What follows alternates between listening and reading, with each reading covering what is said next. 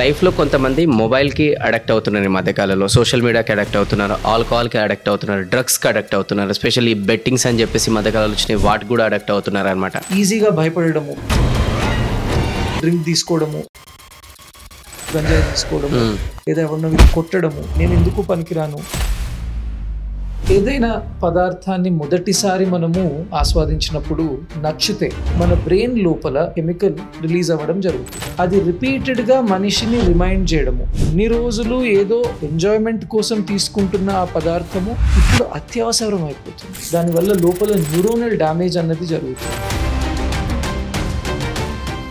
లైఫ్లో కొంతమంది మొబైల్కి అడక్ట్ అవుతున్నారు. ఈ మధ్యకాలంలో సోషల్ మీడియాకి అడక్ట్ అవుతున్నారు, ఆల్కహాల్కి అడక్ట్ అవుతున్నారు, డ్రగ్స్కి అడక్ట్ అవుతున్నారు, ఎస్పెషల్లీ బెట్టింగ్స్ అని చెప్పేసి మధ్యకాలంలో వచ్చినాయి, వాటికి కూడా అడక్ట్ అవుతున్నారు అనమాట.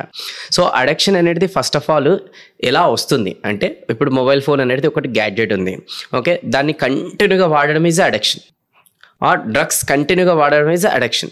సో ఫస్ట్ ఆఫ్ ఆల్ ఒక సబ్స్టెన్స్తోని ఒక మనుషులు అనేది ఎట్లా అడక్ట్ అవుతారు, దాని వెనకాల సైన్స్ ఏంటి, అండ్ ఆ సైన్స్ తెలుసుకున్న తర్వాత అందులో నుంచి బయటపడడం కూడా ఏంటి అనేది కూడా మీ ఒక ఎక్స్పీరియన్స్ ద్వారా షేర్ చేయండి.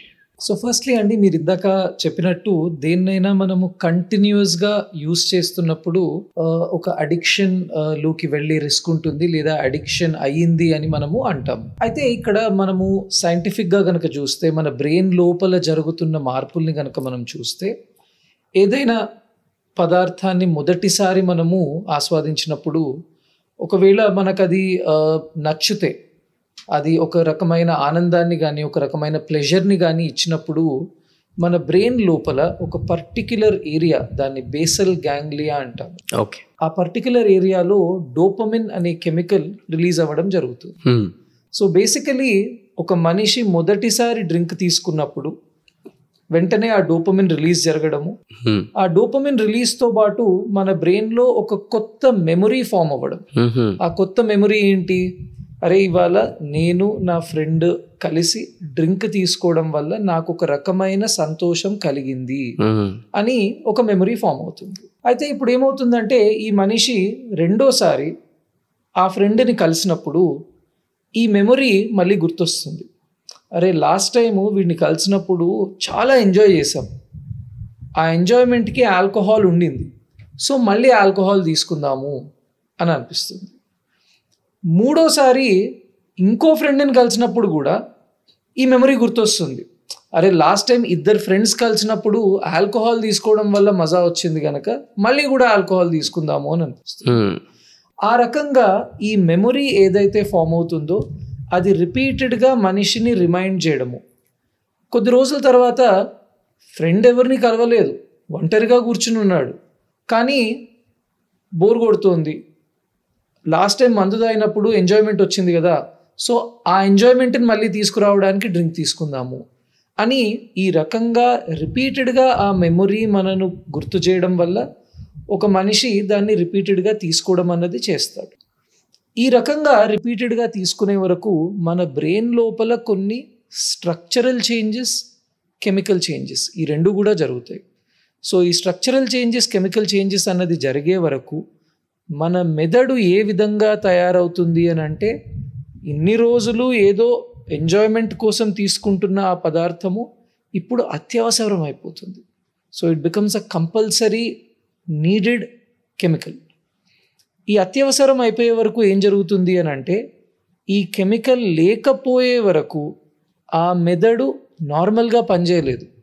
సో ఈ మెదడు కోపంలోకి కానీ చికాకులోకి కానీ, ఒక రకమైన ఇరిటేషన్, నిద్ర పట్టకపోవడము, దాని తర్వాత కొందరిలో ఫిజికల్ సిమ్టమ్స్ అన్నవి కూడా ఉంటాయి. ఇలా చేతులు వణకడం కానీ, మాట తడబడము, లేదా బాగా యాంగ్షియస్గా ఫీల్ అవ్వడము, ఈ రకమైన చేంజెస్ వచ్చే వరకు, అప్పటి వరకు దాన్ని ఎంజాయ్మెంట్ కోసం యూజ్ చేస్తున్నారు, కానీ ఇప్పుడు అది తీసుకోకపోతే వచ్చే బ్యాడ్ సిమ్టమ్స్ని తట్టుకోలేక దాన్ని తీసుకోవాల్సిన పరిస్థితి వస్తుంది. నాకు ఇంకా కూడా గుర్తుంది, నేను నా పోస్ట్ గ్రాడ్యుయేషన్ చదువుతున్నప్పుడు మహబూబ్ నగర్లో అక్కడ దగ్గరలో ఒక రెస్టారెంట్కి మేము రెగ్యులర్లీ వెళ్ళి తినేవాళ్ళం. అక్కడ బీహార్ నుండి వచ్చిన ఒక షెఫ్ ఉండేవాడు. ఆ షెఫ్ నాతోటి మాట్లాడుతూ సార్ నాకు ఇట్లా డ్రింకింగ్ ప్రాబ్లం ఉంది, నాకు ఏదైనా హెల్ప్ చేయండి అని చెప్పాడు. అయితే తన హిస్టరీ తీసుకుంటున్నప్పుడు నాకు తెలిసింది ఏంటంటే, తనకు తన బ్రెయిన్ లోపల జరిగిన మార్పులు లేదా అడిక్షన్ ఎంత సివియర్గా ఉంది అని అంటే, రాత్రి డ్రింక్ తీసుకుని పడుకుంటాడు, పొద్దున్న లేచే వరకు ఆ బ్లడ్ లెవెల్స్ తగ్గిపోయే వరకు తనకు చేతులు బాగా వణుకొచ్చేవి. అయితే ఇప్పుడు తన వర్క్లో తను he has to use his hands. So ఆ చేతులలో ఉండే వణుకు తగ్గించుకోవడానికి తను డ్రింక్ తీసుకునేవాడు, అంటే పొద్దున్నే లేచి డ్రింక్ తీసుకునేవాడు. సో పొద్దున్నే లేచి డ్రింక్ తీసుకుంటే తప్ప తను వర్క్కి వెళ్ళలేని పరిస్థితి. ఈ రకంగా ఎంతోమంది కూడా they start the day with alcohol కానివ్వండి, నికోటిన్ కానివ్వండి, గంజాయి కానివ్వండి, లేదా ఇవాళ రోజుల్లో కొత్త టెక్నాలజీలో we start the day with the mobile phone. So ఖచ్చితంగా ఈ రకమైన బిహేవియర్ ఒక అడిక్షన్ అని మనం చెప్పొచ్చు. ఈ రకంగా రిపీటెడ్గా ఈ ఆల్కహాల్ తీసుకునే వరకు మన బ్రెయిన్ లోపల 2 మార్పులండి. ఫస్ట్లీ ఈ డోపమిన్ అనే కెమికల్ న్యాచురల్గా కూడా రిలీజ్ అవుతుంది. మనకు నచ్చిన ఆహారం తీసుకున్నప్పుడు రిలీజ్ అవుతుంది, స్నేహితుల్ని కలిసినప్పుడు రిలీజ్ అవుతుంది, ఎక్సర్సైజ్ చేసినప్పుడు రిలీజ్ అవుతుంది.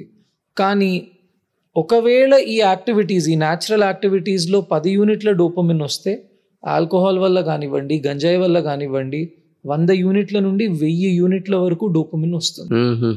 దీనివల్ల జరిగే ప్రాబ్లం ఏమిటి అని అంటే, 1000 యూనిట్లు వస్తున్నప్పుడు మన బ్రెయిన్ లోపల నుండి ఆ డోపమిన్ తయారీని ఆపేస్తుంది. అరే ఎట్లన్నా అంత వస్తుంది ఆల్రెడీ, మనం మళ్ళీ తయారు చేస్తే ఎందుకు ఎక్సెస్ అని. సో కొద్ది రోజుల తర్వాత, కొద్ది నెలల తర్వాత ఇంకా బ్రెయిన్ డోపమిన్ని తయారు చేయట్లేదు. ఆ డోపమిన్ అన్నది వస్తే బయట నుంచే రావాలి. That is one problem with addiction. అందుకే వాళ్ళు అడిక్షన్లో ఉన్నవాళ్ళు అది కావాలి కావాలి కావాలి అని కోరుకుంటూ ఉంటారు.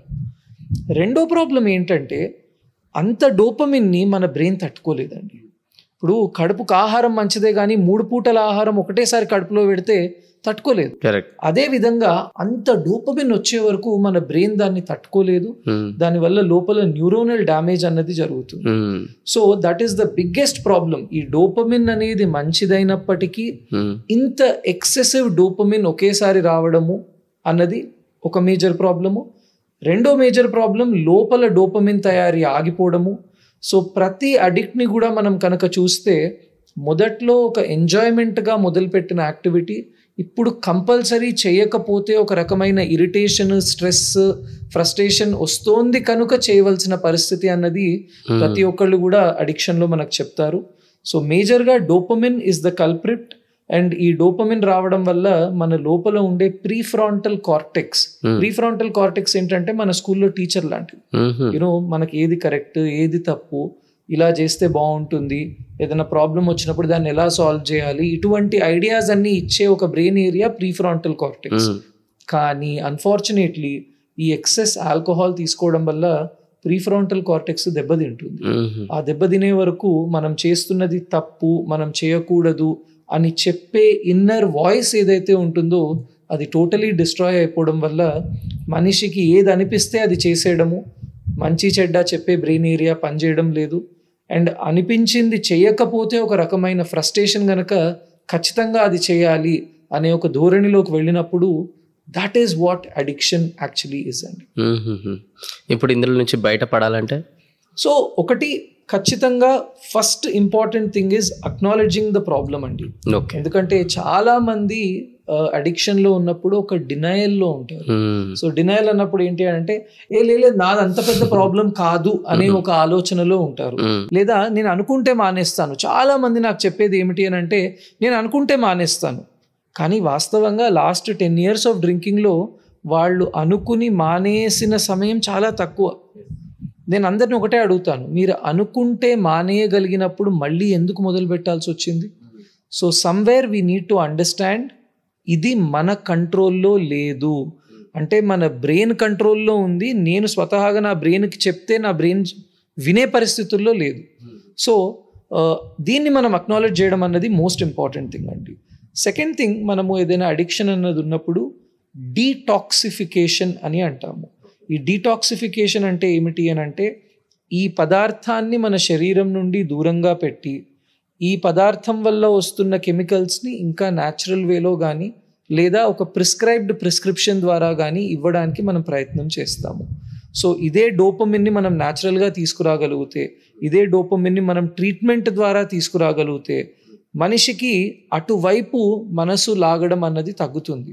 It's a very simple thing అండి. ఇప్పుడు నేను కడుపు నిండా ఆహారం తిన్న తర్వాత నాకు నచ్చిన స్వీట్ని మీరు ఇచ్చినా ఇప్పుడు వద్దులే అని మనం అనగలుగుతాము.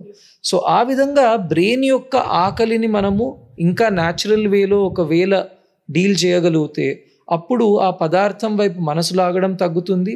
అట్ ద సేమ్ టైం మన బ్రెయిన్ యొక్క విల్ పవర్, అంటే కళ్ళ ముందు 10 మంది తాగుతూ ఉన్నా నాకు ఇవాళ వద్దు, నేను తాగకూడదు, నేను తాగడం వల్ల నా ఆరోగ్యం దెబ్బతింటుంది అని తనకు తను అనుకుని ఆ పరిస్థితులలో తీసుకోకుండా ఉండడానికి కావలసిన మనోబలం, ఆ మెంటల్ పవర్ని కూడా మనం పెంచడానికి ఎన్నో రకాల యాక్టివిటీస్ కానివ్వండి, మెడిసిన్స్ కానివ్వండి చాలా వరకు హెల్ప్ అవుతాయి. ఒకటి ఇండియాలో మనం గమనిస్తున్నది ఏమిటి అని అంటే, ట్రీట్మెంట్ ఎవరు కూడా కంప్లీట్ చేయరు. ఒక యుఎస్ లాంటి దేశంలో సపోజ్ నేను మీ ఆఫీస్లో వర్క్ చేస్తున్నాను అని అనుకోండి, నాకు ఒక సీరియస్ అడిక్షన్ ప్రాబ్లం ఉన్నది అని అనుకోండి, నేను ప్రాపర్ ట్రీట్మెంట్ కంప్లీట్ చేస్తే తప్ప ఎక్కడా కూడా నాకు మళ్ళీ జాబ్ రాదు. అందుకు యుఎస్ లాంటి కంట్రీలో ఈ డి అడిక్షన్ అనే ప్రోగ్రామ్ని అందరూ కూడా పూర్తిగా కంప్లీట్ చేస్తారు. అప్పుడు సక్సెస్ రేషియో ఎక్కువ ఉంటుంది. ఇండియా లాంటి దేశంలో ఏమవుతుంది అని అంటే, ఒక 1 month తర్వాత 2 months తర్వాత మారతా అంటున్నాడు కదా, ఇంటికి తీసుకెళ్దాము అనే ఒక ఆలోచన సమ్వేర్ పేరెంట్స్ యొక్క ఎమోషన్స్ వల్ల కానివ్వండి, ఫ్యామిలీ మెంబర్స్ ఎమోషన్స్ వల్ల కానివ్వండి, ఇది జరిగే వరకు ట్రీట్మెంట్ మధ్యలో ఆగడం అన్నది ఉంటుంది. అట్లా ట్రీట్మెంట్ ఆగినప్పుడు ఈ రిలాప్సెస్ అన్నవి చాలా ఎక్కువగా ఉంటాయండి. సో కంప్లీట్ ట్రీట్మెంట్ ని తీసుకున్న వాళ్ళలో సక్సెస్ రేషియో కూడా చాలా బాగుంటుంది.